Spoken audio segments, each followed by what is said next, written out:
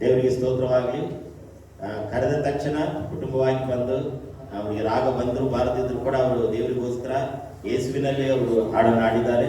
ಈ ಕುಟುಂಬಕ್ಕಾಗಿ ಅನೇಕ ಕಷ್ಟಗಳು ಬರ್ತದೆ, ಸಮಸ್ಯೆಗಳು ಬರ್ತದೆ, ವೇದನೆಗಳು ಬರ್ತದೆ.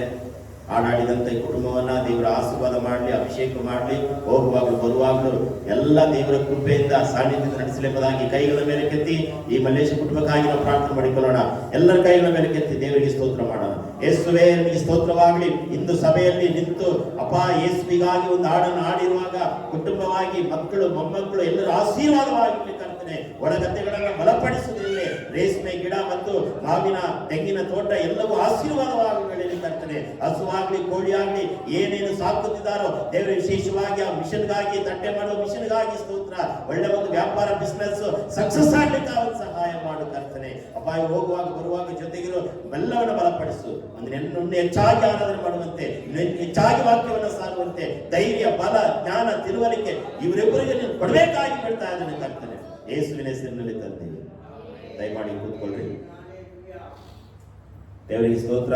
ಸೊ ಈಗಲೇ ಗೊತ್ತಾಗ್ತದೆ ನೀವೆಲ್ಲ ಯಾವ ತರ ಆಡಾಡ್ತೀರ ಅಂತೇಳಿ.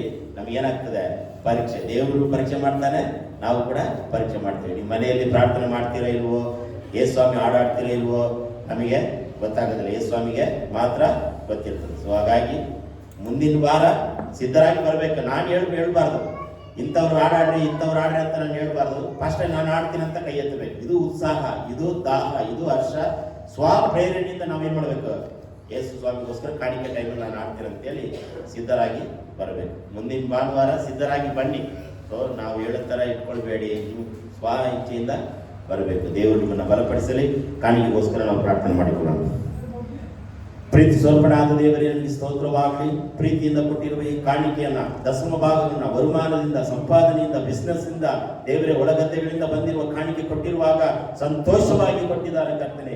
ಈ ಕಾಣಿಕೆಯನ್ನು ತಂದೆ, ಮಗ, ಪವಿತ್ರಾತ್ಮನ ಹೆಸರಾದ ಯೇಸುವಿನ ಹೆಸರಿನಲ್ಲಿ ಆಶೀರ್ವಾದ ಮಾಡು. ಇನ್ನು 60ರಷ್ಟು, 80ರಷ್ಟು, 100ರಷ್ಟು ಕೊಟ್ಟಂತ ಕರಗಳ ಕಣ್ಗಳಲ್ಲಿ, ಕೈಗಳಲ್ಲಿ ಕಾಣುವಂತೆ ಸಹಾಯ ಮಾಡು. ಮನೆಯಲ್ಲಿ ಹಿಟ್ಟಿನ ಪಾತ್ರೆ, ಅನ್ನದ ಪಾತ್ರೆ ಎಲ್ಲವೂ ತುಂಬಿ ತುಳುಕುವುದಕ್ಕಾಗಿ ಸ್ತೋತ್ರ.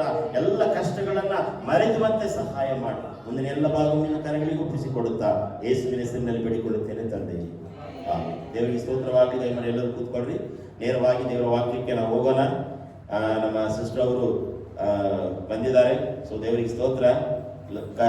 ಲಾಸ್ಟ್ ಟೈಮ್ ಅವ್ರು ಬಂದಾಗ ವಾಕ್ಯ ಕೊಡೋದಕ್ಕೆ ಅವರಿಗೆ ಸಮಯ ಸಿಗದೆ ಹೋಯಿತು. 2 ಸಲ ಬಂದಿದ್ರು, 2 ಸರಿನೂ ಅವರಿಗೆ ಸಮಯ ಕೊಂಚವಾಗಿ ಇರುವುದರಿಂದ ಮಾತಾಡೋಕ್ಕೂ ಆಗೋದಿಲ್ಲ. ಸೊ ಹಾಗಾಗಿ ನಮ್ಮ ಮಧ್ಯದಲ್ಲಿ ಬರ್ತಾರೆ. ಇನ್ನೂ ಕೂಡ ಬರುವ ದಿನಗಳಲ್ಲಿ ಯಾವಾಗ ಒಂದ್ಸರಿ ಸಸ್ಪೆನ್ಸ್ ಆಗಿ ಭೇಟಿ ಕೊಡ್ತಾರೆ. ಅಲ್ಲಲ್ಲಿಯ ಸೊ ನಮಗೆ ಗೊತ್ತಿಲ್ಲದ ಸಮಯದಲ್ಲಿ ಯೇಸುಸ್ವಾಮಿ ಹೇಗೆ ಬರ್ತಾನೋ, ಗೊತ್ತಿಲ್ಲದೆ ಬರ್ತಾರಲ್ಲ, ಹಾಗೆ ಅವ್ರು ಗೊತ್ತಿಲ್ಲದೆ ಕೂಡ ಯಾವಾಗ ಒಂದು ಸಮಯದಲ್ಲಿ ನಮಗೆ ಬರ್ತಾರೆ. ದೇವರ ವಾಕ್ಯವನ್ನು ಅವರ ಕೈಗೆ ಒಪ್ಪಿಸಿಕೊಡುತ್ತೇನೆ. ಅವರು ವಾಕ್ಯವನ್ನು ತೆಗೆದುಕೊಳ್ತಾರೆ.